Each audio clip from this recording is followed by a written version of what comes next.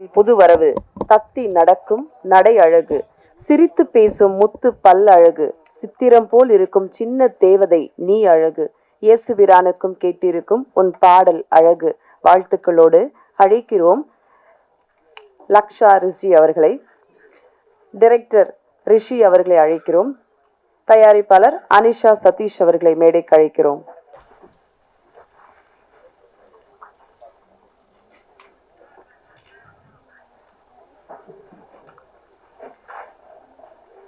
இந்த தனியிசை பாடல் வெளியீட்டு விழாவை சிறப்பிக்க வந்திருக்கும் இயக்குனர் மரியாதைக்குரிய திரு கே பாக்யராஜ் அவர்களை உங்கள் முன் அழைக்கிறோம்.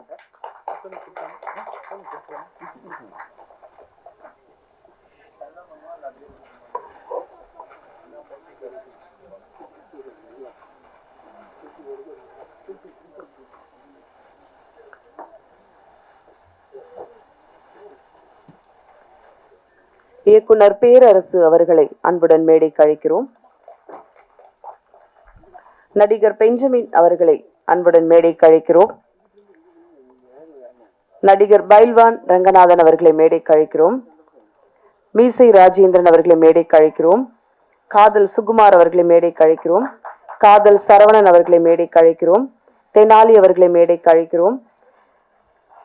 எங்க அப்பா இசையமைப்பாளர் சந்தோஷ் ராய் அவர்களை மேடைக்கு அழைக்கிறோம். மதிப்பிற்குரிய திரு டைமண்ட் பாபு எங்கிருந்தாலும் மேடைக்கு அழைக்கிறோம். PRO சங்க தலைவர் திரு டைமண்ட் பாபு அவர்களை மேடைக்கு அழைக்கிறோம். பாபா லக்ஷ்மணன் அவர்களை மேடைக்கு அழைக்கிறோம்.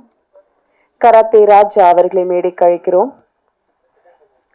ராஜாதி ராஜன் அவர்களை மேடைக்கு அழைக்கிறோம். சின்ராஸ் அவர்களை மேடைக்கு அழைக்கிறோம். சுமதி அவர்களை மேடைக்கு அழைக்கிறோம். ஸ்ரீதேவி அவர்களை மேடைக்கு அழைக்கிறோம். அலகேஷ் அவர்களை மேடைக்கு அழைக்கிறோம். சவுந்தர் அவர்களை மேடைக்கு அழைக்கிறோம்.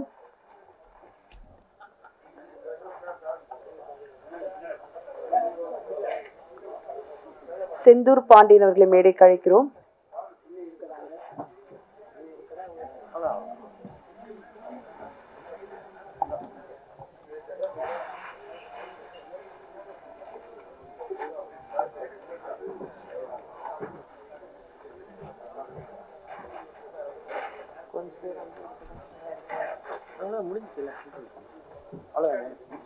செந்தூர் பாண்டியன் அவர்களை மேடைக்கு அழைக்கிறோம். வந்துட்டீங்களா?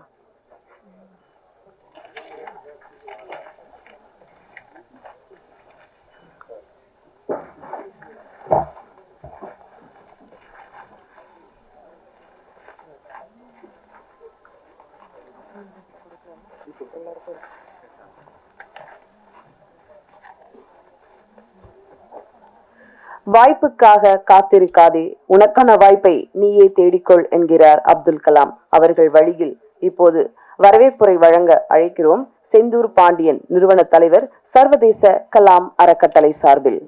அனைவருக்கும் வணக்கம். இந்த நிகழ்வினை தலைமை தாங்கி நடத்தி கொண்டிருக்கக்கூடிய சர்வதேச அப்துல் கலாம் அறக்கட்டளையுடைய ஆலோசகரான சதீஷ் வர்கீஸ் அவர்களை இந்த நேரத்தில் அன்புடன் வரவேற்பதில் மற்றற்ற மகிழ்ச்சி அடைகிறேன்.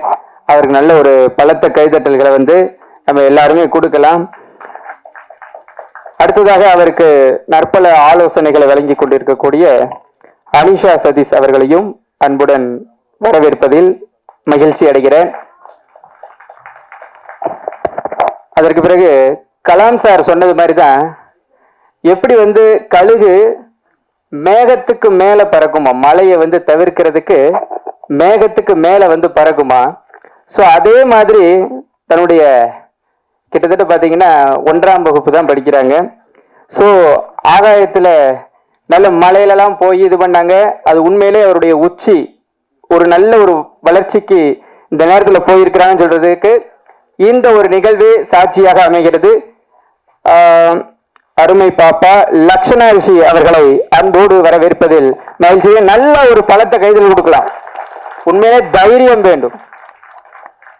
அடுத்ததாக இந்த நிகழ்விற்கு சிறப்பு விருந்தினராக வந்திருக்கக்கூடிய இயக்குனர்,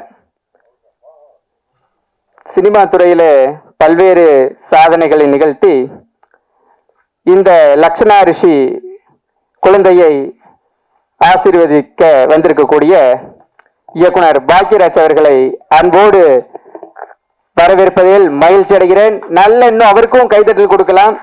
கைதட்டல் கேட்டு நான் வாங்க வேண்டியதா இருக்குது, எல்லாருக்கும் வாங்கி தர வேண்டியதா இருக்கு. நீங்க நல்ல கைதட்டலாம்.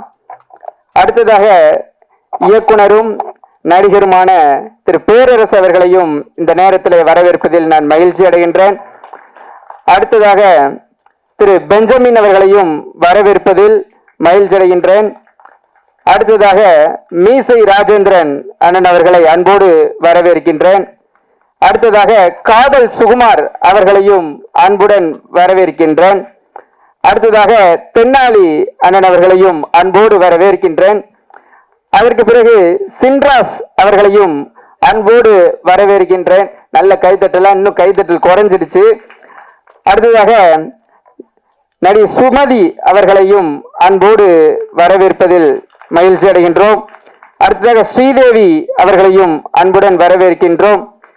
அதற்கு பிறகு இசை, அதாவது இந்த நிகழ்வுல இந்த ஆல்பம் ரிலீஸ் பண்ணாங்க. அதுல நன்றாக இசையமைத்திருக்கக்கூடிய சந்தோஷ் சாய் ஆர்எல்வி அவர்களையும் அன்போடு வரவேற்கின்றேன். மற்றும் டைமண்ட் பாபு அவர்களையும் அன்போடு வரவேற்கின்றேன். அழகேஷ் அவர்களையும் அன்போடு வரவேற்கின்றோம். திரு சவுந்தர் அவர்களையும் அன்போடு வரவேற்கின்றோம். அதற்கு பிறகு பாபா லட்சுமணன் அண்ணன் அவர்களையும் அன்புடன் வரவேற்கின்றோம். அதற்கு பிறகு அண்ணன் கராத்தே ராஜா அவர்களை அன்போடு வரவேற்கின்றோம். அதற்கு பிறகு ராஜாதி ராஜா அவர்களையும் அன்போடு வரவேற்கின்றோம். அதற்கு பிறகு வந்திருக்கக்கூடிய மீடியா, அதாவது யூடியூப் சேனல், மீடியா எல்லாருமே வந்திருக்கீங்க. ஸோ நீங்க தான் ஒரு வளர்ந்து வரக்கூடிய அந்த குழந்தைக்கு ஒரு உத்வேகமாக இருந்து ஆதரவு தர வேண்டும் என்று கூறி உங்களையும் அன்போடு வரவேற்கின்றேன்.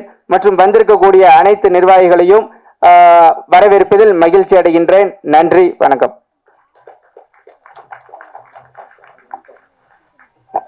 நன்றி. அடுத்ததாக அழைக்கிறோம். கடவுளே வரமாக வந்து தந்த பெண் குழந்தைகள், வாழும் தெய்வங்கள், வார்த்தைகளில்லா வடிவங்கள், மகள் 3 எழுத்து கவிதைக்கு அப்பா 3 எழுத்தின் பாட்டு பரிசு இது. இதோ அழைக்கிறோம் இயக்குனர் ரிஷி அவர்களை.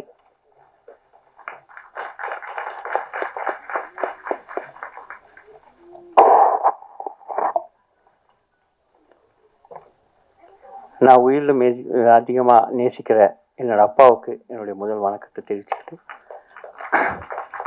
வந்திருக்கிற அனைவருக்கும் என்னுடைய வணக்கத்தை தெரிவிக்கிறேன். ஐயா பாக்கியராஜ் சார் அவங்க தான் என் பொண்ணை ஒரு 9 மாசத்துல ஆசீர்வாதம் பண்ணி அவங்க நல்லா வருவாங்கன்னு சொன்னாங்க. ஒரு 5 இயர்ஸ்லேயே அவங்க இப்படி வருவாங்க அப்படிங்கிறது இயற்கை எனக்கு கொடுத்துருக்கு. வந்திருக்க அனைவருக்கும் என்னுடைய நன்றி. ஆக்சுவலி நான் இந்த பாட்டு நான் ஒரு திரைப்பட நடிகர், ஒரு இயக்குனர். 10 வருஷத்துக்கு முன்னாடி நான் படம் பண்ணியிருக்கேன். என்னுடைய பிஆர்ஓவாக இருந்தவர், அவருக்கு நான் என்னுடைய மனமார்ந்த நன்றியை தெரிவிச்சுக்கிறேன். பெரு துளசி பழனிவேல் சார். ஆமாம், எனக்கு ஒரு ஆக்சிடென்ட் ஆயிடுச்சு. அதனால் என்னால் தொடர்ந்து பண்ண முடியல, சினிமாவுக்குள்ளே இது பண்ண முடியல. அதனால் என் பொண்ணை அப்படியே கொண்டு வந்துடலாம்னு பார்த்தேன். அவங்களுக்கு இயற்கையாகவே அது ஒரு அமைஞ்சிருச்சு. உங்களுடைய எல்லாருடைய ஆசீர்வாதமும் என் பொண்ணுக்கு வேணும். நீங்கள் எல்லோரும் கொஞ்சம் சப்போர்ட் பண்ணுங்கள். ஆக்சுவலி நான் இது நான் என்னோட அப்பா ஒரு 1 இயருக்கு முன்னாடி தவறிட்டாங்க. அப்பா ஞாபகமாக எழுதின ஒரு பாட்டு, அது என் பொண்ணை வச்சே நான் பண்ணியிருக்கேன். நீங்கள் எல்லாருமே என் பொண்ணுக்கு சப்போர்ட் பண்ணுங்கள். நன்றி.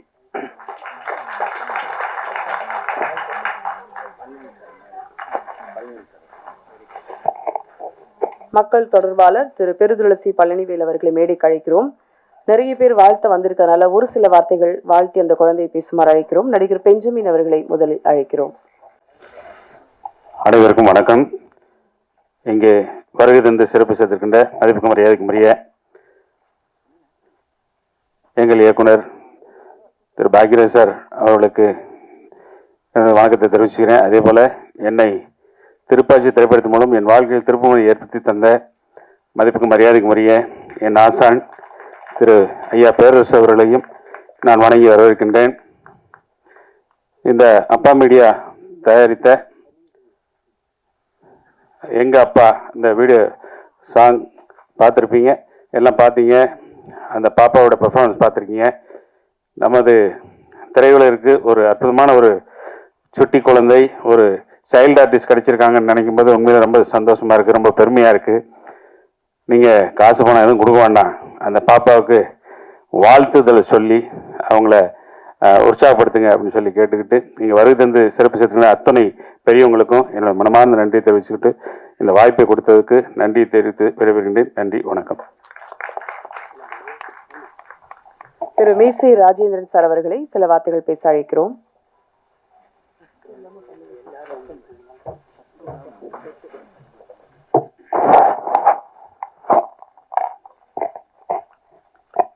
எனக்கு ஊர் கொடுத்த உயிர் கொடுத்த தாய் தந்தையருக்கு என்னுடைய முதல் வணக்கம்.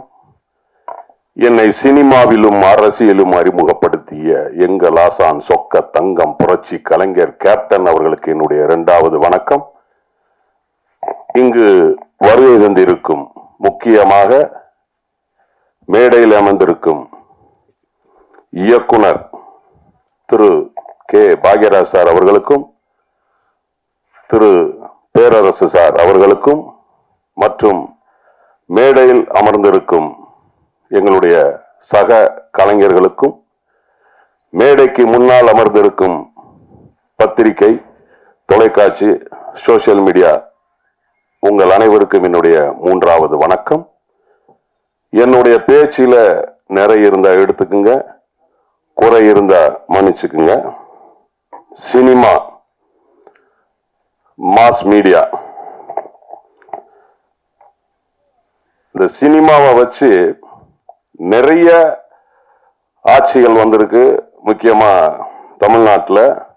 அந்த அளவுக்கு அந்த சினிமா வந்து ஒரு பவர்ஃபுல் மீடியா. அந்த சினிமாவில் நாமெல்லாம் இருக்கிறது மிகப்பெரிய ஒரு பெருமை. ஏன்னா நாங்கெல்லாம் வந்து I have finished Adyar film institute DFT direction. Bhagyaraj சாரோட படங்களை எங்களுக்கெல்லாம் போட்டு காட்டி அந்த ஸ்கிரீன் பிளே அப்படின்னா என்ன அப்படிங்கிறத கற்றுக் கொடுப்பாங்க. சார் படத்தில் நான் வந்து நடிக்கலை, பட் சாரை வந்து நான் வந்து தூரமாக பார்த்து ரசிச்சிருக்கிறேன். ஒரு பெரிய கொடுப்பனை என்னன்னா, நான் ஒரு படம் தயாரித்தேன் 2006, காதலே என் காதலே அப்படின்னு ஒரு படம் தயாரித்தேன். சார் வந்து அந்த படத்தை வந்து பார்க்க வந்தாங்க. பார்த்து ஃபுல்லாக அதுக்கப்புறம் தான் தெரிஞ்சது சாரோட பையன் வந்து இதே மாதிரி ஒரு கதையில சார் நடிச்சிருந்தாங்க அப்படின்னு சொல்லிட்டு. அப்போ ஒரு 3 மணி நேரம் சாரோட வந்து நான் இருந்து அந்த படத்தை பார்த்தேன். பேரரசு சார் சொல்லி ஆகணும், திருப்பாச்சி பேசாம ஊருக்கு வந்தமா போனமா இல்லாம வீணா எங்க ஊரு கோயில் விஷயத்துல தலைவரி, எங்க ஆத்தாளுக்கு ஒரு ஆளை வெட்டுறது ஒண்ணுதான், 10 ஆடை வெட்டுறது ஒண்ணுதான், டே புடிச்சு கேட்டுங்கடா அப்படின்னு அந்த வசனம் பேசினேன். திருப்பாச்சிக்கு அப்புறம் தான் நான் நிறைய படங்கள் நான் நடித்தேன். என்னுடைய முதல் படம் வந்து ரமணா. கேப்டன் அவர்களால் அறிமுகப்படுத்தப்பட்டு இன்றைக்கு தமிழ், தெலுங்கு, மலையாளம், கன்னடம், இந்தி ஆகிய 5 மொழிகளிலும் ஒரு 247 படம் பண்ணியிருக்கிறேன். ஒரு 54 சீரியல் நடிச்சிருக்கிறேன். பேரரசு சாரோட அந்த திருப்பாச்சிக்கு அப்புறம் தான் நான் நிறைய படங்கள் நடித்தேன். அவருக்கு ஸ்பெஷலாக ஒரு தேங்க்ஸு. அப்புறம் எங்களுடைய சக கலைஞர் எல்லாருக்குமே ரொம்ப நன்றி. அப்புறம் முக்கியமா அப்பா மீடியா, ரிஷி சார். இந்த அப்பா மீடியாவில் நான் நிகழ்ச்சி ஒன்று தொகுத்து வழங்கிட்டு இருக்கிறேன். திரை விமர்சனம், உள்ளது உள்ளபடி சொன்னது சொன்னபடி அப்படின்னு சொல்லிட்டு ஒரு திரை விமர்சனம் பண்ணிட்டு இருக்கிறேன். அது யாருக்கும் எந்த ஒரு பாதிப்பும் இல்லாம அந்த நிகழ்ச்சி போய்கிட்டு இருக்கு. ஏன்னா சார் கூட எனக்கு கூப்பிட்டு அழகாக வந்து சொன்னார், இல்லை இந்த மாதிரி தாங்க இந்த சினிமா விமர்சனம் பண்ணணும், ஏன்னா நம்மெல்லாம் இந்த தொழிலில் இருக்கிறோம், அது நெகட்டிவா இருந்தா கூட அதை வந்து சூசகமா நாசுக்கா அதை வந்து நீங்க வந்து சொல்லணும் அப்படின்லாம் எனக்கு வந்து சார் வந்து சொல்லியிருக்கிறார். ஏன்னா மிக திறமையான ஆள் சார். வந்து 10 வருஷம் 15 வருஷம் முன்னாடியே படம் பண்ணியிருக்கிறாங்க ரிஷி சார்.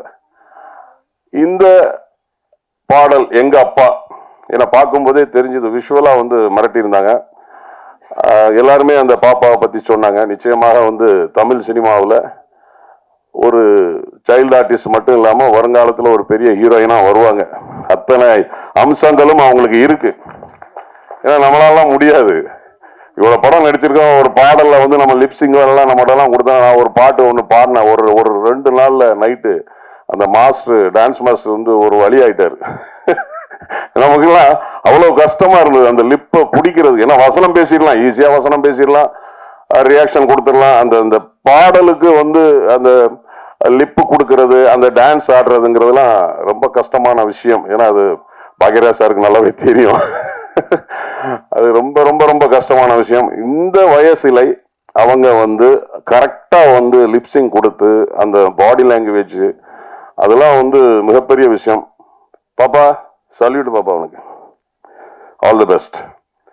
அப்புறம் அப்பா, அது சார் சொன்னாங்க அப்பாவுக்கு வந்து டெபியூட் அப்படின்னு. உண்மையிலே வந்து தமிழ்ல ஒரு உன்னதமான ஒரு சொல் அப்படின்னு கேட்டீங்கன்னா அது அப்பா தான்.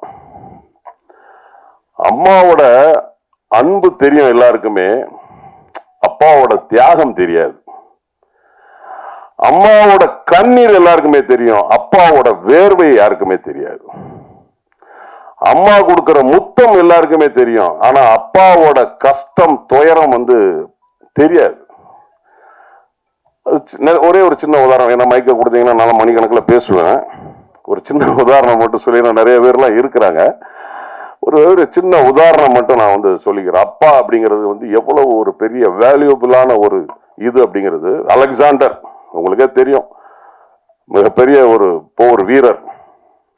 பாரசீக மன்னனை எதிர்த்து போய் போர் செய்யும் போது அவருக்கு வந்துட்டு ஜுரம் வந்துருது, காய்ச்சல் வந்துருது. அப்போ அந்த பாரசீக மன்னனுடைய வைத்தியர் வந்து இவருக்கு வந்து வைத்தியம் பார்க்க வர்றாரு.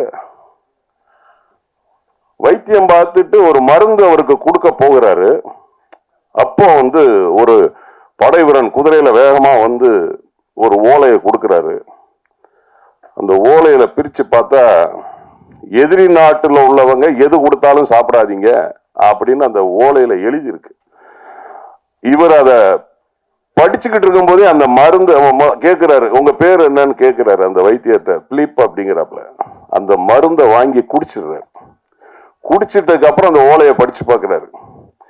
அதுக்கப்புறம் வந்து எல்லாம் கேட்கறாங்க என்ன எழுதியிருக்கு அப்படின்னு. இந்த மாதிரி எதிரி நாட்டுல உள்ளவங்க வந்து எதுவும் கொடுத்தா வந்து சாப்பிடாதீங்கன்றிருக்கு, ஆனா நான் அதை வந்து மருந்தை சாப்பிட்டுட்டேன் அப்படின்னு. ஒண்ணு ஏன் அப்படின்னு கேட்கிறாங்க.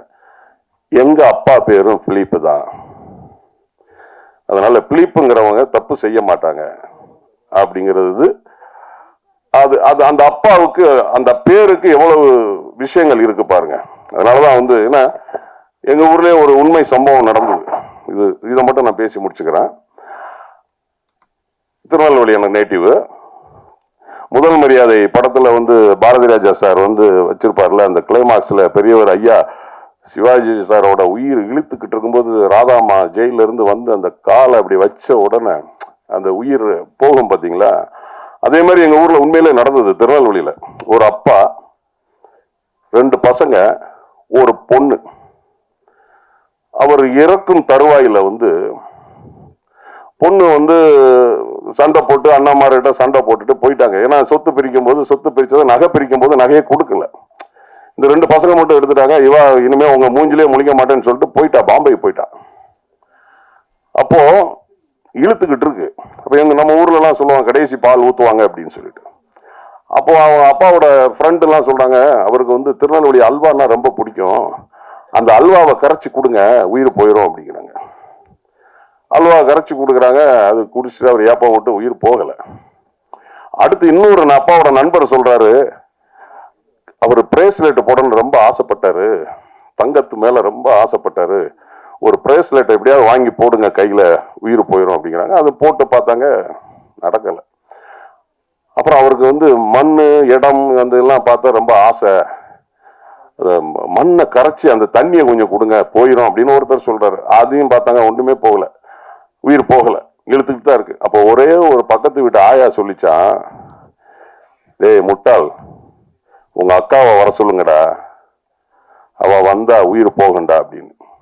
பாம்பேல இருந்து பிளைட்டை பிடிச்சி மதுரைக்கு வந்து, மதுரையில இருந்து திருநெல்வேலிக்கு வந்து அந்த அப்பாவை வந்து அந்த அப்பாவோட உள்ளங்கைய பிடிச்சி, அப்பாவும் அப்படி பாக்குறாரு, கண்ணுல இருந்து 2 கண்ணுல இருந்து அப்படி கண்ணீர் வருது. அந்த அப்பாவுக்கு 1000 கற்பனைகள் அந்த கையிலையும் அந்த கண்ணுலையும் தெரியுது. அந்த பொண்ணு பிறக்கும் போது உள்ள சந்தோஷம், அந்த பொண்ணு சடங்காகும் போது உள்ள ஆனந்தம், அந்த பொண்ணு கல்யாணம் முடிஞ்சு கண்ணீர் விட்டு அழுது போகும்போது இவர் அழுக இவருக்கு தெரியுது. அந்த பொண்ணுக்கு அவங்க அப்பாவோட எல்லா விஷயங்களும் கண் முன்னாடி வந்துட்டு போகுது. சினிமா மாதிரி பிளாஷ் கட் வந்துட்டு போய் உள்ளங்கையில அமுக்குறாரு அப்பா, உயிர் போகுது. அந்த உள்ளங்கையில அவ்வளவு 1000 விஷயங்கள் இருக்கு. அதான் அப்பா, தட் இஸ் அப்பா. இந்த லக்ஷனாவுக்கு அப்படி ஒரு அப்பா கிடைச்சிருக்கிறாரு ரிஷி. தான் வராத சினிமாவில், தான் சாதிக்க முடியாத சினிமாவை தன் பொண்ணு சாதிக்கணும்னு நினைக்கிறாங்க. மிகப்பெரிய விஷயம். ஏன்னா நம்மெல்லாம் சினிமாவில் இருக்கிறதுக்கு பெரிய கொடுப்பனை நம்ம முதல்ல சொல்லியிருக்கணும். சிவனுடைய பார்வை இல்லைன்னா நம்மெல்லாம் அரிதாரம் பூசிருக்க முடியாது. நம்மெல்லாம் சிவனோட பிள்ளைகள். மேக்கப் போடுற ஒவ்வொருத்தருமே சிவனோட பிள்ளைகள். கடைக்கன் பார்வை இல்லைன்னா நம்ம எல்லாம் மேக்கப் போட முடியாது, அரிதாரம் பூச முடியாது. ஒரு எஸ்பியோ, ஒரு கலெக்டரோ, ஒரு ஹையர் ஆபீசரோ ரோட்ல போனா தெரியாது. சினிமா நடிகர் நம்ம ரோட்ல போனா தெரியும். அது நமக்கு பெரிய ஒரு கொடுப்பினை அந்த சினிமா நமக்கு கொடுத்திருக்கு. இந்த ஆல்பத்துக்கு இசையமைத்த நம்மளுடைய நண்பர் சந்தோஷ் சாய் அவர்களுக்கும், அப்புறம் ரெஜி கணேஷ் ஒளிப்பதிவு அருமையா பண்ணியிருக்கிறாங்க அவர்களுக்கும், பாடிய சூப்பர் சிங்கர் பிரியங்கா அவர்களுக்கும், இயக்கிய திரு ரிஷி அவர்களுக்கும், முக்கியமாக இந்த பாடலில் நடித்த லக்ஷனா ரிஷி அவர்களுக்கும் என்னுடைய வாழ்த்துக்கள். என்னுடைய பேச்சுல நிறைய இருந்தா எடுத்துக்குங்க, குறை இருந்தா மன்னிச்சுக்குங்க. நன்றி, வணக்கம். ஒன்னே ஒண்ணு மட்டும் நான் சொல்லி முடிச்சுக்கிறேன். எங்க ஐயா பேரரசு சார் எல்லாமே கரெக்டா சொல்லுவாரு, செய்வாரு. எங்க தலைவருக்காக ஒரு பாட்டு எழுதினாரு. வந்துட்டாரு வாத்தியாரு வந்துட்டாரு, பட்டாபிஷேகம் நாளைக்கு உனக்கு இருக்குன்னு எழுதியிருந்தாரு. ஆனா அது நடக்கல. ஒரு வருத்தம். நன்றி, வாய்ப்புக்கு நன்றி. பேச்சுல நிறைய இருந்தா எடுத்துக்கங்க, குறை இருந்தா மன்னிச்சுக்கங்க. வணக்கம். எங்களுடைய சர்வதேச அப்துல் கலாம் அறக்கட்டளையின் சார்பாக குட்டி குழந்தை லக்ஷனா ரிஷி அவர்களுக்கு ஒரு சிறு கௌரவிப்பு தற்போது இயக்குனர் பாக்யராஜ் அவர்களுடைய தலைமையில் நடைபெறுகின்றது.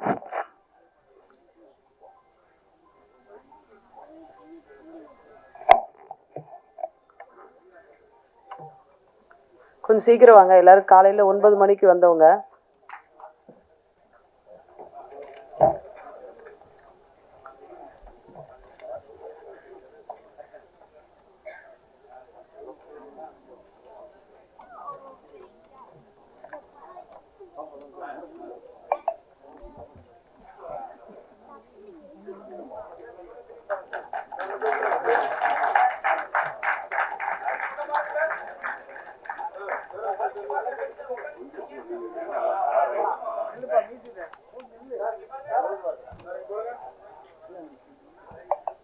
தேங்க்யூ, நன்றி.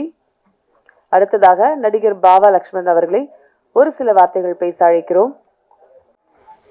அனைவருக்கும் வணக்கம்.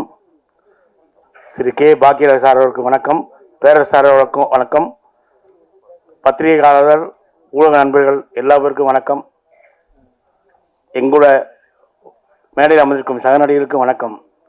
இந்த அப்பா மீடியா சார்பில் எங்கள் அப்பா மீடியா எங்கள் அப்பா அந்த சாங் ஆல்பம் பார்த்தோம், ரொம்ப நல்லா இருந்துச்சு. லக்ஷனா ரிஷி ரொம்ப அருமையாக நடிச்சிருந்தாங்க. அது ரிஷி சார் ரொம்ப அருமையாக டைரக்ஷன் பண்ணியிருக்காரு. ஒளிப்பதிவு, இசை எல்லாமே நல்லா இருக்கு. அவர் எனக்கு ஒரு சமீப காலமாக பழக்கமானார். அப்போ எங்கள் சேனலுக்கு நிறைய பேர் பேட்டி எடுக்கிறனாரு. நான் நிறையா நம்ம நடிகர்லாம் பேட்டி எடுக்குமாறு கூப்பிட்டேன். எல்லா பேரும் பேட்டி கொடுத்தாங்க. அவங்களாம் எல்லா ஆல்பம் பார்த்தாங்க. இந்த லக்ஷனா ரிஷி மென்மேலும் வளர என்னுடைய வாழ்த்துக்கள்.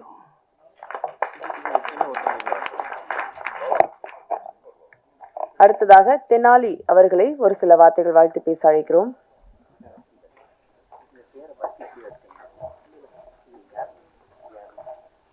வணக்கம்.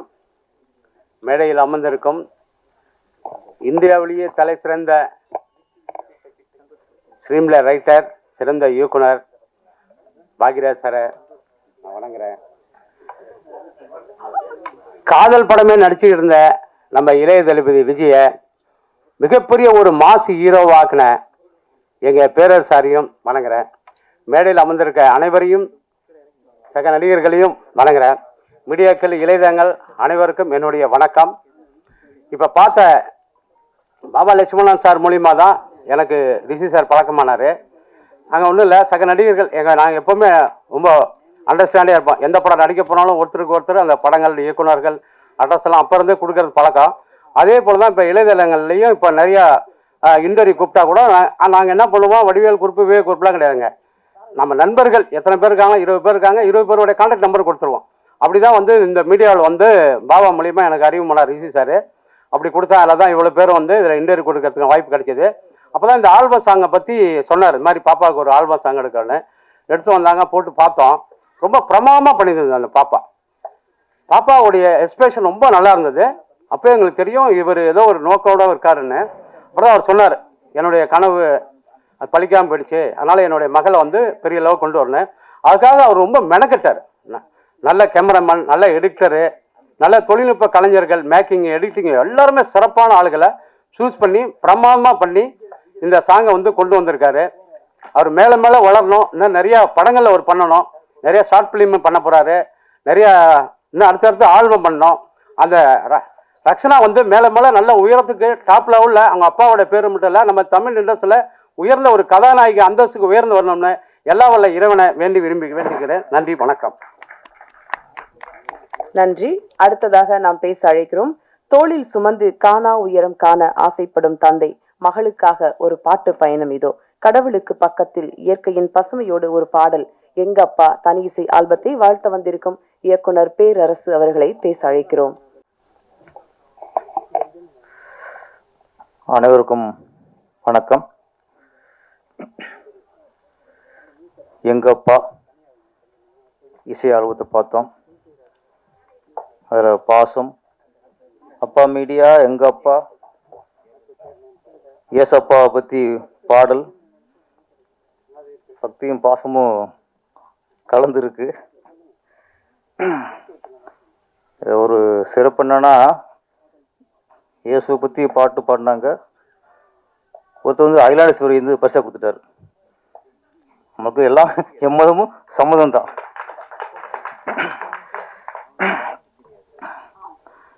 இன்னைக்கு ஒன்று தெரிஞ்சு போச்சு, தமிழ் திரையுலகில் ஒட்டுமொத்த காமெடி நடிகர்களோட கண்ட்ரோலும் நம்ம பிஆர்ஓ கோவிந்தராஜ் கையில் தான் இருக்கு. அவரை பகைச்சிக்கிட்டா அவர் இனிமேல் காமெடி பண்ணி எடுக்க முடியாது. நம்ம இந்த வராது வடிவேலு, சந்தானம், சூரி, ஏன்னா ஹீரோ ஆயிட்டாங்க. ஏன்னா அவங்க கொண்டாந்து உட்கார வச்சிருப்பாரு. கோவிந்தராஜ் சார், பாதி திருவள்ளத்தை கையில் வச்சிருக்கீங்க. சரி,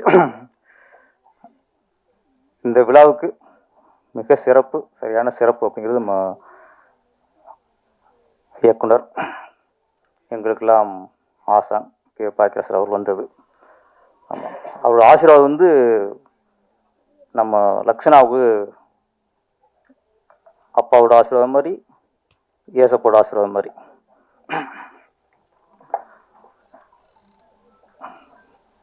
பாடல் வந்து பக்தி பாடல்.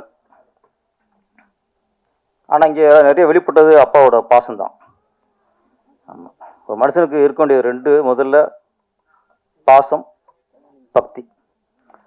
அது நம்ம இயேசு நடித்தாலும் சரி, அல்லாஹ் நடித்தாலும் சரி, இல்லை சிவன், முருகன், பிள்ளையார், யார் நடித்தாலும் சரி, மனுஷனுக்கு பக்தி வேணும். பக்தி இல்லை, கடவுள் இல்லை அப்படி தாட் வந்தாலே நம்ம கண்ட்ரோல் இல்லாமல் போயிடுவோம். அவ்வளோ கடவுள் ஒருத்தர் இருக்காரு இல்லையோ, அவர் இருக்காருன்னு நம்ம நினைக்கணும். நம்ம தவறு செஞ்சா அவர் நம்மளை தண்டிப்பாருங்கிற நினப்பு வரணும். அப்பதான் ஓரளவு நமக்கு சுய ஒழுக்கம் வரும். நம்ம என்ன வேணும் பண்ணலாம் அப்படின்னு எப்போ நினைப்போம்னா, கடவுள் இல்லைன்னு நினைக்க வந்தாலே நம்ம என்ன பண்ணாலும் யாரும் கேட்க முடியாதுங்கிற ஒரு திமிரு வந்துடும். அப்போ சுய ஒழுக்கத்துக்கும் நம்ம கட்டுப்படுத்துறதுக்கும் பக்தி வேணும். அதுவும் யாரோ கும்பிடலாம், கடவுள் யாரோனா இருக்கலாம், ஆனால் மனுஷனுக்கு பக்தி இருக்கணும். அதில் இந்த பாடல் குழந்தை இயேசு நடித்து பாடும்போது முழுக்க ஒரு பக்தி பாடல். நம்ம கமர்ஷியலாக குத்துப்பாடல்ங்கிறது என்ஜாய் பண்ணுறதுக்கு ஓகே, பக்தி பாடல்ங்கிறது நம்ம வாழ்க்கைக்கு சரியாக போகிறது பக்தி பாடல் வேணும். இப்போ நிறையா குறைஞ்சிச்சு சினிமா. ஒரு காலத்தில் நிறையா பக்தி படங்கள் இருந்துச்சு. திருவிளையாடல், சரஸ்வதி சபதம், கந்தன் கருணை, அன்னை வேளாங்கண்ணி, நிறைய பக்தி படங்கள் வந்துச்சு. இப்போ பக்தி படங்களே அது வரதும் இல்லை, நினச்சி பார்க்குறதும் இல்லை. வந்தாங்களா, வந்தால் பார்ப்பாங்களா டவுட் வந்துடுச்சு. பக்தி படம் வந்தால் வரட்டும் பரவாயில்ல, குடும்ப படம் வராமல் போச்சு.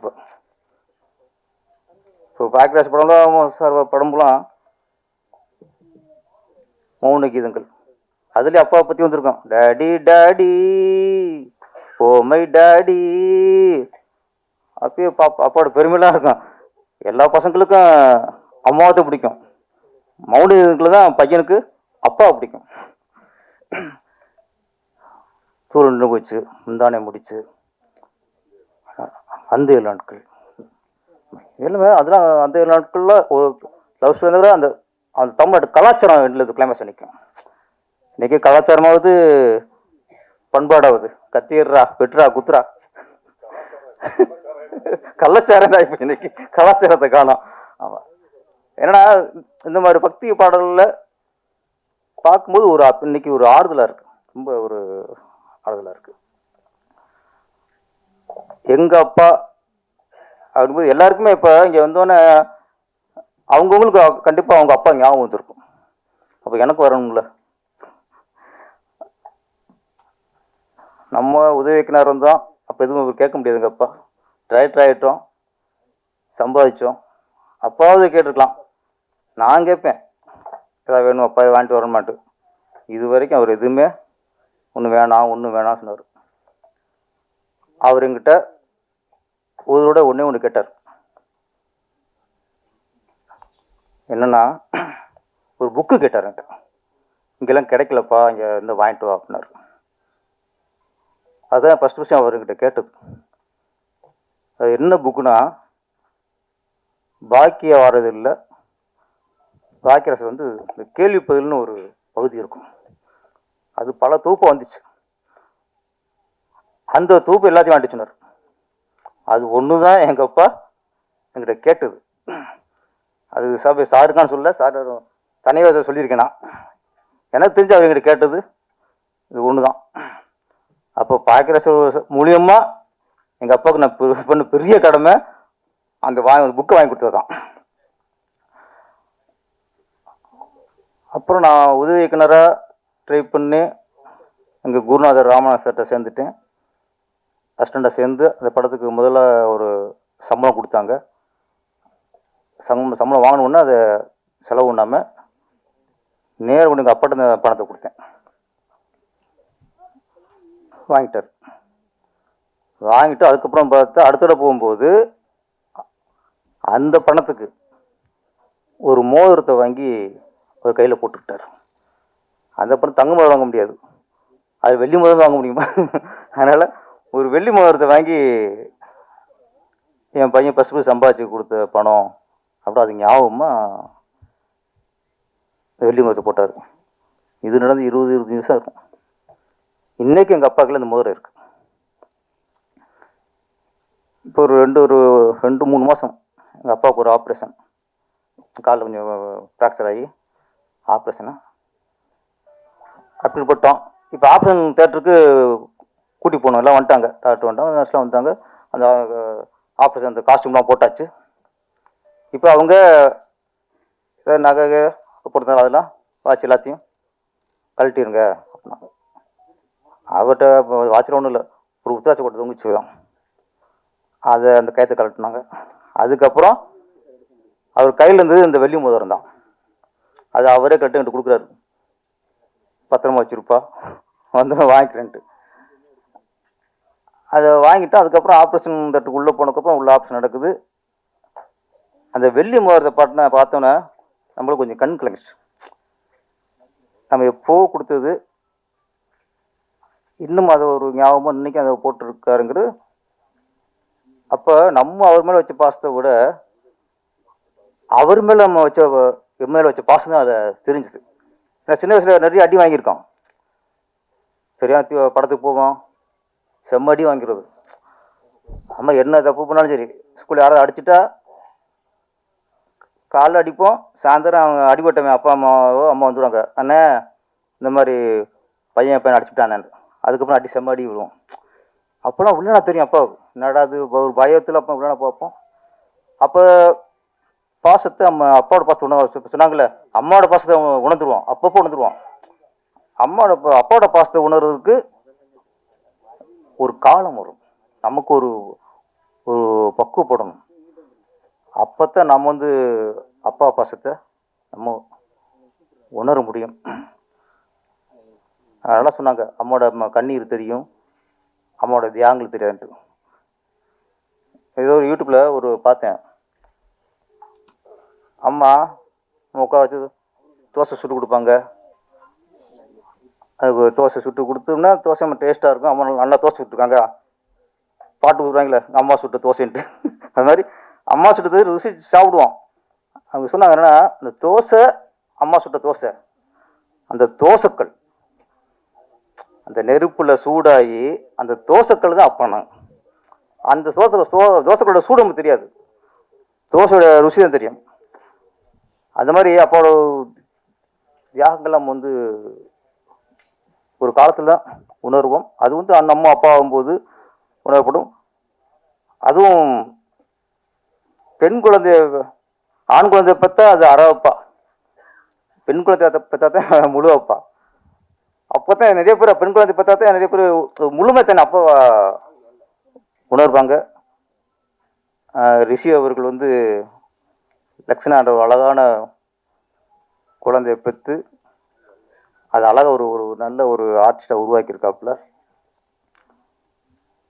இந்த பாடலில் எல்லாம் சொன்னாங்க, இந்த லிப்ஸிங்கிட்டு அது மாதிரி பெரிய ஆர்டிஸ்ட்லேயே ஏதோ திணறுவாங்க, குழந்தை நல்லா லிப்ஸிங்கு நல்லா அந்த ஃபீலு எல்லாம் குழந்தை கொடுத்துருந்தது. பேபி ஆர்டிஸ்டாக அப்போது பேபி இது குட்டி பத்துமினி பயங்கர ஃபேமஸ்ஸு. அப்புறம் பேபி ஸ்ரீதேவி, அவங்க ஃபஸ்ட்டு பேபியாக நடித்தாங்க. அப்புறம் தமிழில் நம்பர் 1 ஆகி, தெலுங்கில் நம்பர் 1 ஆகி, ஹிந்திலேயே நம்பர் 1 ஆகிட்டாங்க. அப்புறம் நடிகை மீனா அவர்கள், அவரும் பேபி ஆர்டிஸ்ட் தான். பேபி ஷாலினி, அவங்க அப்புறம் ஹீரோயின் ஆகி அஜித்துக்கு ஒய்ஃப் ஆகிட்டாங்க. பேபி இந்திரா, பேபி ஷாம்லி, நிறைய ஆர்டிஸ்டில் பேர் வாங்கினவங்க இருக்காங்க. நம்ம பேபி லக்ஷனாவும் ஒரு ஸ்ரீதேவி மாதிரி, ஒரு மீனா மாதிரி, ஒரு ஷாலினி மாதிரி பெரிய ஒரு நடிகையாக உருவாகணும்.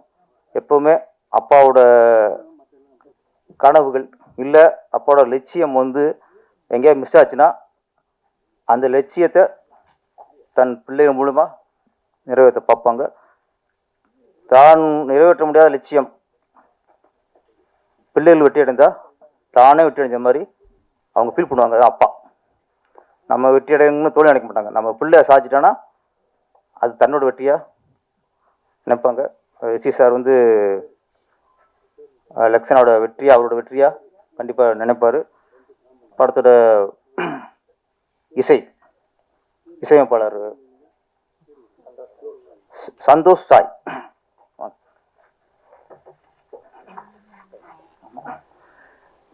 படத்தோட இசையமைப்பாளர் சந்தோஷ் சாய் அவர்கள் நல்ல ஒரு பக்தி பாடல்னா கூட அது ரொம்ப சிலதான் பக்தி பாடல் ரொம்ப இதாக இருக்கும், அழகாக ஒரு ரசிக்கிற மாதிரி ஒரு ஜனரஞ்சமாக ஒரு ஃபீல் வர மாதிரி இசையமைச்சிருக்காப்புல. சந்தோஷ் சாய் அவருக்கு என்னுடைய வாழ்த்துக்கள். நீங்கள் இன்னும் மிகப்பெரிய மியூசிக் டைரக்டராக உருவாகும் சார்.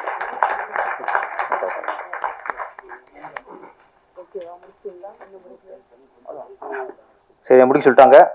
அப்புறம் பாக்கியராஜெல்லாம் வெயிட் பண்ணுறாங்க, நம்ம பேசக்கூடாது.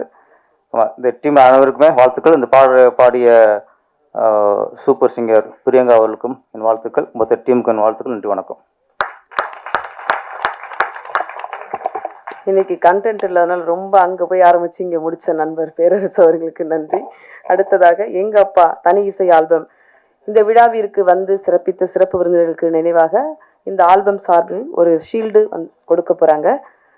இயக்குனர் திரு பாக்கியராஜ் சார் அவர்களோட தலைமையில் அடுத்த இயக்குனர் அவர்களுக்கு பாக்கியராஜ் சார் அவர்களுக்கு அப்பா குழுவினர் நினைவு பரிசு.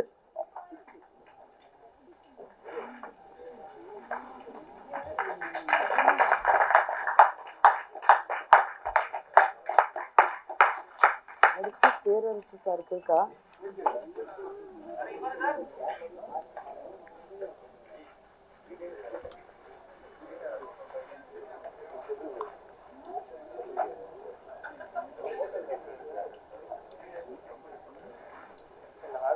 இயக்குனர் பேரரசு அவர்களுக்கு.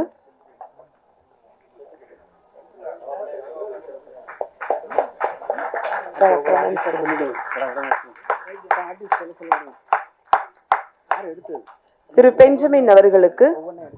சில பேர் ஷீல்டு மாறி இருக்கும், நீங்க போறப்ப இந்த டீம் கிட்ட இருந்து மாத்திக்கலாம். இப்போதைக்கு டைம் இல்லைங்கிறதுனால அப்படியே லைனா கொடுத்துடலாம். உங்க கையால கொடுக்கணும்னு ஆசைப்படுறாங்க. லக்ஷ்னாவுக்கு சார் அவங்க ஒரு சின்ன நினைவு கொடுக்குறாங்க.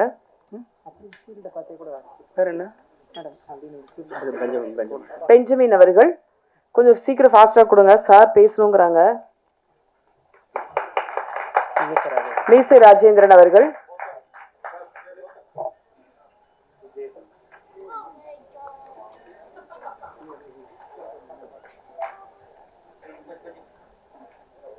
விஜய் கணேஷ் அவர்கள்.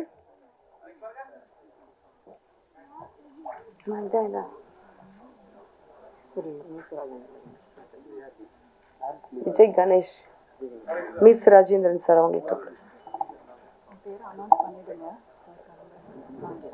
கொஞ்சம் இருங்க, ஃபர்ஸ்ட் முடிச்சுட்டு வரேன், கொஞ்சம் வெயிட்.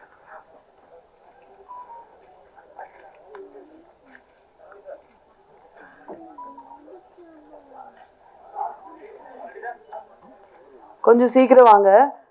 தெனாலி சுவாமி அவர்கள் அங்க யார் இருக்காங்க?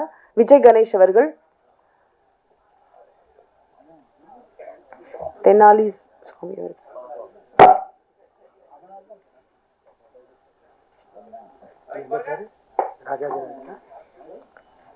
பாபா லக்ஷ்மண் அவர்கள். அப்படியே கொஞ்சம் சீக்கிரம் வாங்க சார்.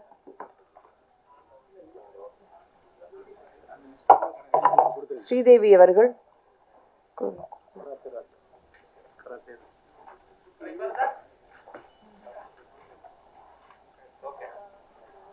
கராத்தே ராஜா அவர்கள். ஸ்ரீதேவி அவர்கள்.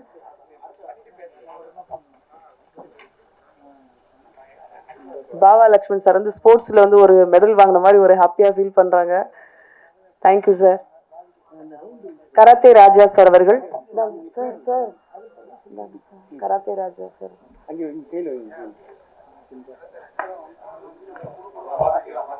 சுந்தர்ராஜன் அவர்கள். நீங்க அப்புறமா நேம் மாத்திக்கலாம், கொஞ்சம் சீக்கிரம் வந்து வாங்கிக்கோங்க. சுந்தர்ராஜன் சார் அவர்கள்.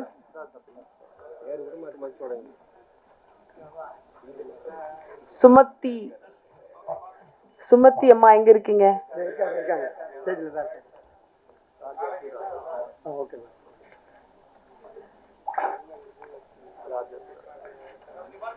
இது போகும் போல இருக்கு, இன்னும் 20 நிமிஷம்.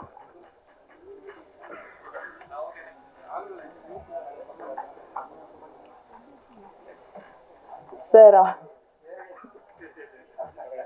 சுமதி சரி, அப்படியே லைனா கொடுத்துருங்க, அப்புறம் பேரை மாத்திட்டு. ஓகே. ராஜாத்தி ராஜா சார் அவர்கள். காதல் சுகுமார் அவர்கள். அப்படியே லைனா வந்துருங்க.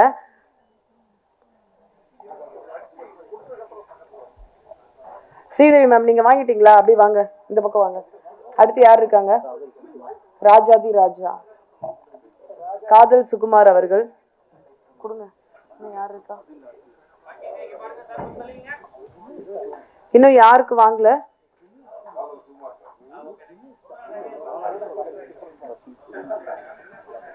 ரதீஷ்னு இருக்கீங்களா? இருக்காங்க, இந்தாங்க. காதல் சரவணன் இருக்காங்களா? அதெல்லாம் தெரியல, பேர் தெரியல. காதல் சரவணன். சரி கொடுங்க சார். இருக்கிறத கொடுங்க சார். இந்தாங்க, இந்த பெருது வச்சு பழனி சார் கொடுங்க சார். எடுங்க. PRO கோவிந்தராஜ் அவர்கள். PRO பெருதுளசி பழனிவேல் அவர்கள். ரதீஷ் அவர்கள்.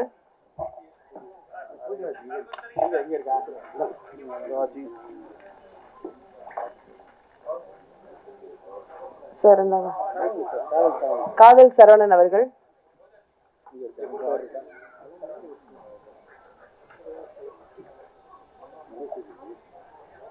இவங்களுக்கு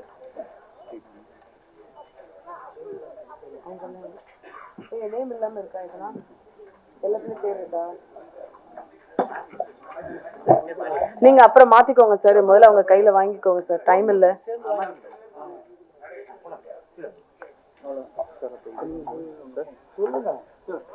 திரு பெருதுளசி பழனிவேல் பிஆர்ஓ அவர்கள், எங்க அப்பா ஆல்பத்தின் பிஆர்ஓ திரு கோவிந்தராஜ் அவர்கள்,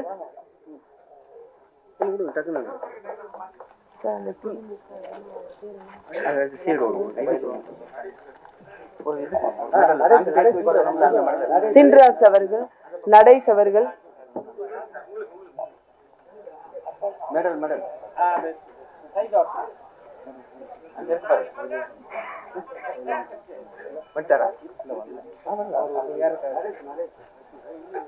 நடேஷ் அவர்கள் சார். இந்த ஷீல்டு கொடுங்க சார். அவங்க இந்த ஷீல்டு அவங்கள்ட்ட கொடுங்க. இந்த ரோஸ் கலர் ஷர்ட் போட்டுருக்காங்க. இப்பொழுது எங்க அப்பா பாடல் இசை வெளியீடு இயக்குனர் திரு பாக்கியராஜ் சார் அவர்கள் மற்றும் பேரரசு அவர்கள் வெளியிட இந்த டீம் அவங்க பெற்றுக்கொள்வார்கள்.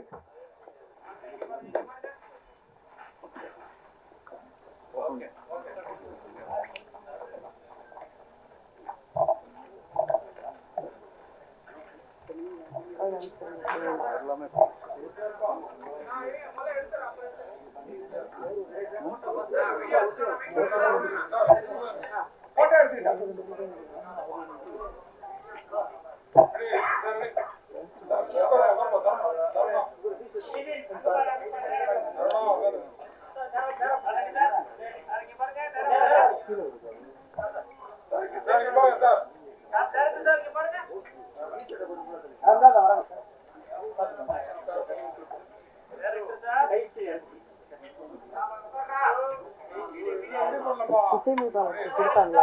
கொடுங்க இசையமைப்பாளர்.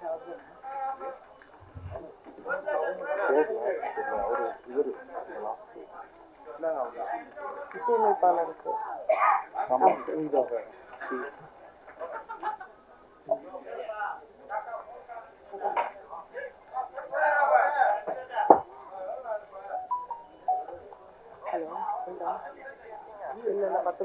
வந்தவர்கள் பலர், இவர் பார்த்து வளர்ந்தவர்கள் பலர். இன்று வந்தது சிறப்பு. லக்ஷ்னாவை வாழ்த்த வந்தது இன்னும் பல சிறப்பு. அழைக்கிறோம் இயக்குனர் பாக்கியராஜ் அவர்களை.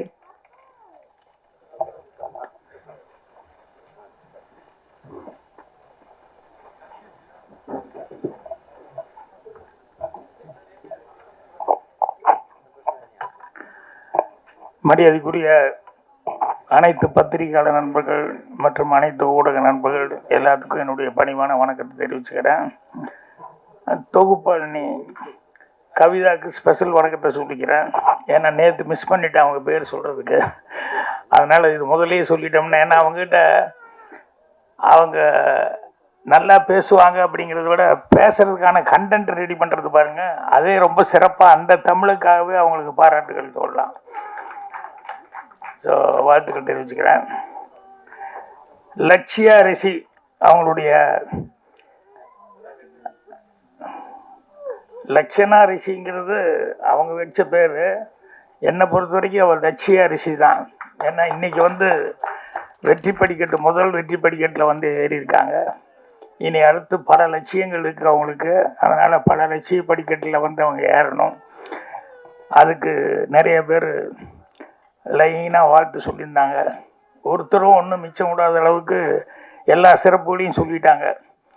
ஃபோட்டோகிராஃபிலேருந்து, மியூசிக்லேருந்து, எடிட்டிங்லேருந்து, அந்த பொண்ணு நடிப்புலேருந்து, லிப்ஸிங்லேருந்து எல்லாமே ரொம்ப சிறப்பாக சொல்லியிருந்தாங்க. அதே மாதிரி இந்த அப்பா அப்படிங்கிறதுனால மீசை ராஜேந்திரோட ரொம்ப சிறப்பாக அப்பாவை பற்றி பேசினார். ஸோ இதில் ரிஷி அவர்களுடைய பங்குங்கிறது ரொம்ப முக்கியம். என்னென்னா, என்ன குழந்தைங்கிறது அது ஒரு பெரிய ஆர்ட். குழந்தை வளர்ப்பு அப்படிங்கிறது இருக்க, அது சாதாரண விஷயம் இல்லை. அது குழந்தை கேட்குற கேள்வியெல்லாம் இருக்குது, அதையெல்லாம் சமாளித்து அதை நம்ம ரூட்டுக்கு இழுத்துட்டு வர்றதுங்கிறது. சொல்லுவாங்கள்ல, ஒரு குழந்தை கல்யாண ஆலபத்தில் நான் ஏன் இல்லை அப்படின்னு சொல்லி கேட்டதான்.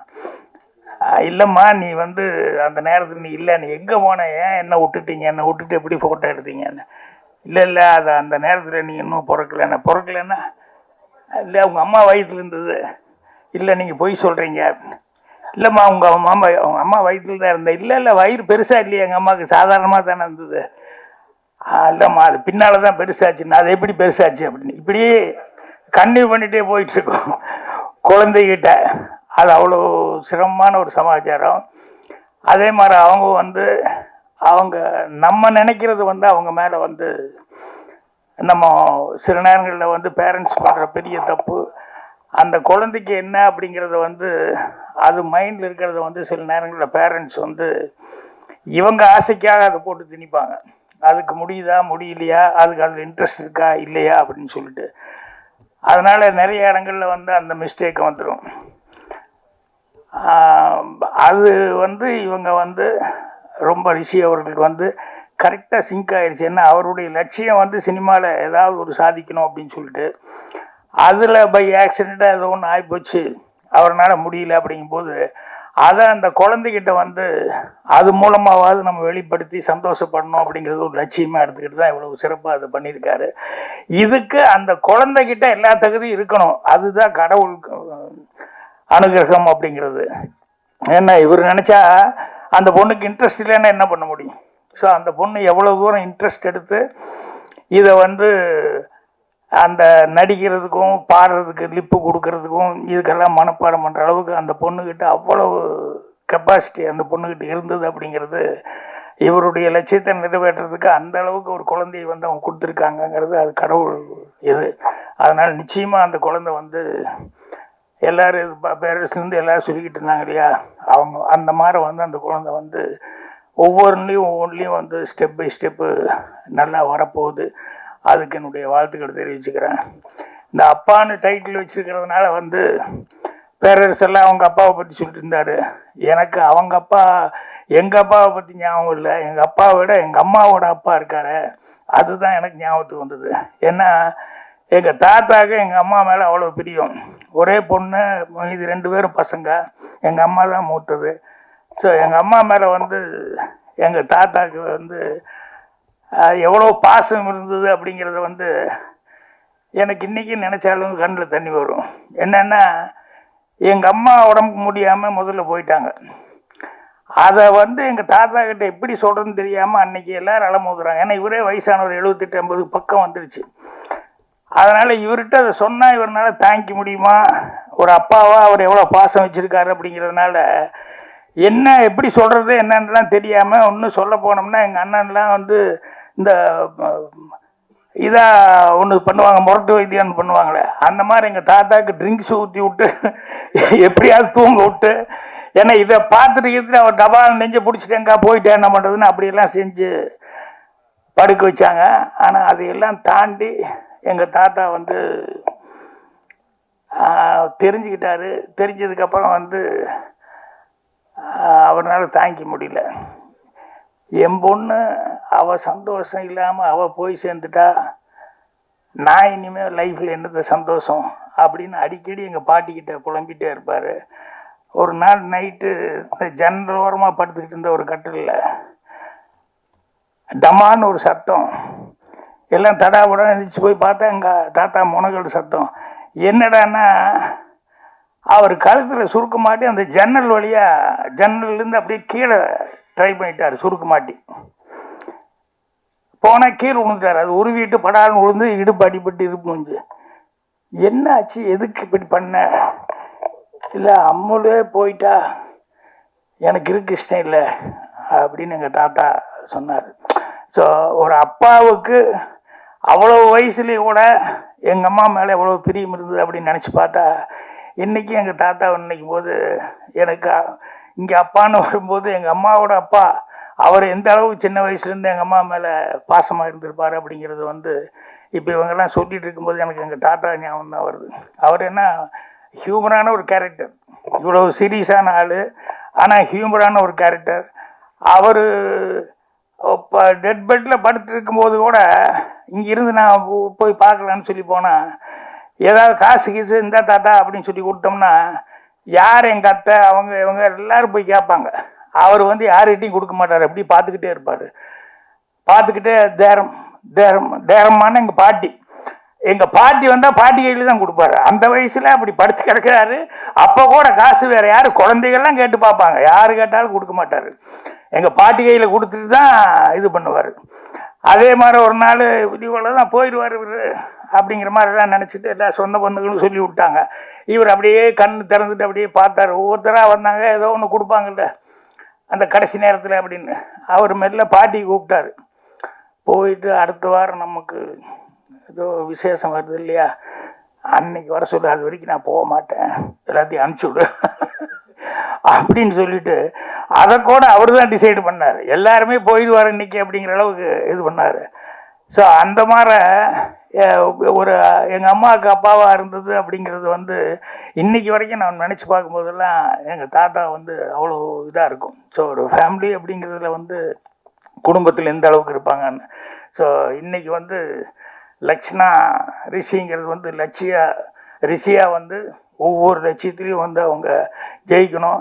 எப்போ அப்பா அம்மா அவங்கெல்லாம் வந்து இவ்வளோ தூரம் கான்சன்ட்ரேட் பண்ணி அந்த குழந்தை இது பண்ணுறாங்களோ, ஏன்னா நிறைய குழந்தைகளுக்கு வந்து சின்ன வயசில் என்ன அவங்களுக்கு லைக்னஸ் அப்படிங்கிறது நமக்கு தெரியாது. தெரியாமையே அதுக்குள்ளே கொண்டு போய் விட்டு ஃபோர்ஸ் பண்ணுவோம். இப்போ பூர்ணிமாவே வந்து எப்படியாவது வந்து பாட்டு பாடுன்னு சொல்லி கொடுத்தாங்க. பாட்டில் இன்ட்ரெஸ்டே இல்லை. ஆனால் தெரியாமல் ஏதோ ஒரு விதத்தில் டான்ஸ் மட்டும் கற்றுக்கிட்டது அது சினிமாவுக்கு வந்ததுனால ஹெல்ப் ஆகி போச்சு. இவ்வளவெல்லாம் ஜிவி பிரகாஷ் எனக்கு தெரிஞ்சு அவன் சின்ன பையனாக இருக்கும்போது கூப்பிட்டு வந்து என்னோட படத்தில் பாடுறதுக்காக கூப்பிட்டு வந்தான். முடியவே முடியாது. அவன் அங்கே ஓடுறான் இங்கே ஓடுறான் எங்கெங்கேயோ ஓடிக்கிட்டு இருக்காப்புல. அவங்க அம்மா டேய்ன்னு அவங்க அம்மா கெஞ்சி கூத்தாடி கூப்பிட்டு வந்து அப்புறம் அவங்க அம்மா முதல்ல எனக்கு சொல்லிக் கொடுங்க சார், நான் சொல்லிக் கொடுக்குறேன் அப்படின்னு சொல்லிட்டு முதல்ல அவங்க அம்மாவுக்கு டியூன் கொடுத்து அவங்க அம்மா கற்றுக்கிட்டு அதுக்கப்புறமா அவனை பிடிச்சி ஒரு ஓரமாக உட்கார வச்சு அவனை சமாதானப்படுத்தி அப்புறம் அவன் அந்த டியூனை வந்து வாங்கிட்டு அப்புறம் ரொம்ப நேரத்துக்கு அப்புறம் கரெக்டாக பாடினான். அப்போ நான் நினச்சேன் இவன் மியூசிக் லைனுக்கு வரவே மாட்டான், என்ன பாட்டு பாடுறதுக்கு இவ்வளோ தகராறுன்னு இவன் எங்கே வரப்போகிறான்னு. ஆனால் இன்றைக்கி பாருங்கள், நல்ல மியூசிக் டைரக்டர்னு பிரமாமாக பாட்டும் போடுறான், ஹீரோவாகவும் நடிக்கிறான், எல்லாமே பண்ணான். ஸோ சின்ன வயசாக இருக்கும்போது நமக்கு தெரியல இந்த குழந்தைக்கு என்ன, அவனுக்கு நம்ம ஏதோ நினைக்கிறோம் சரி இது வராது இதில் வராது அப்படின்னு சொல்லிட்டு அவங்கவுங்களா வளரும்போது அவங்களுக்காக ஒரு பக்குவம் வரும்போது அவங்க எல்லா விஷயங்களையும் வந்து அவங்களுக்கு விருப்பமான முறையில் போனது தான் கரெக்டாக செய்ய முடியும். என்னை விட்டுருந்தா நான் ஒர்க் ஷாப் தான் பார்த்துட்டு இருந்திருப்பேன் ஊரில். என்னை வந்து அப்படி தான் பிடிச்சி ஒன்றா கொண்டு போய் ஒர்க் ஷாப் பார்த்துக்கோ அங்கே இருக்க வேலைக்காரங்களை பாரு அப்படின்னு சொல்லுவாங்க. எனக்கு அந்த உத்தியோகம் பிடிக்கல. ஓடி வந்ததுனால நான் நினச்ச மாதிரி இருக்க முடிஞ்சது. அதனால் அந்த குழந்தைக்கு வந்து இப்போ என்னென்னா பேரண்ட்ஸ் வந்து இவங்க வந்து அவங்க நினைக்கிறது வந்து அந்த குழந்தை மூலமாக நிறைவேற்றுன்னு நினைக்கிறாங்க. ஆனால் அந்த குழந்தைகிட்ட அந்த டேலண்ட் ரொம்ப பிரமாமாக இருக்குது. அதனால் அந்த குழந்தை வந்து நிச்சயமாக இத்தனை பேர் ஆசீர்வாதம் இருக்கிறதுனால நிச்சயமாக நான் சொன்ன மாதிரி ரிஷியா வந்து எல்லா லட்சியத்தையும் வந்து சக்ஸஸ்ஃபுல்லாக பண்ணணும் அப்படின்னு சொல்லி என்னுடைய மனமார்ந்த வாழ்த்துக்களை தெரிவிச்சுக்கிறேன். இன்னும் 2 ப்ரோக்ராம் இருக்கிறதுனால தான் இவ்வளோ அவசரமாக பேசிட்டு போகிறேன். இல்லைன்னா நான் வந்து இன்னும் கொஞ்சம் நேரம் வரைக்கும் கூட இருந்திருப்பேன். யாரும் தப்பாக நினைக்க வேண்டாம். நன்றி, வணக்கம்.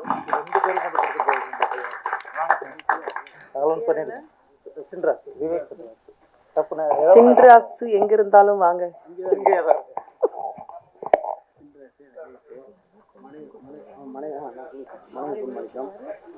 மனைவி பொன்மாணிக்கம் அவர்கள் மேடை கழிக்கும். 2 பேருக்கு மட்டும் சார் கையில கொடுத்தா நல்லா இருக்கும்னு ஆசைப்படுறாங்க. நடேசன் அவர்களை மேடை கழிக்கிறோம்.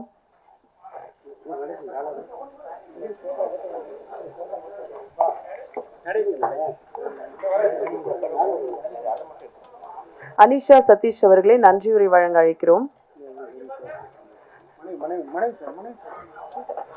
மனைவி சார் அவர்களை மேடை கழிக்கிறோம். அனிஷா சதீஷ் அவர்களை நன்றியுரை வழங்க அழைக்கிறோம். இவங்க தான் இந்த அப்பா படத்துடைய தயாரிப்பாளர். அவங்கதான். தேங்க்யூ. அவ்வளவு எல்லாரும் கொடுத்துருச்சு.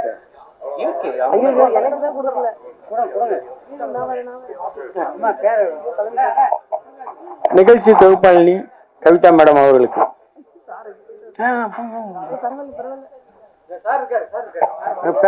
பேரரசு சார் அவர்களுக்கு.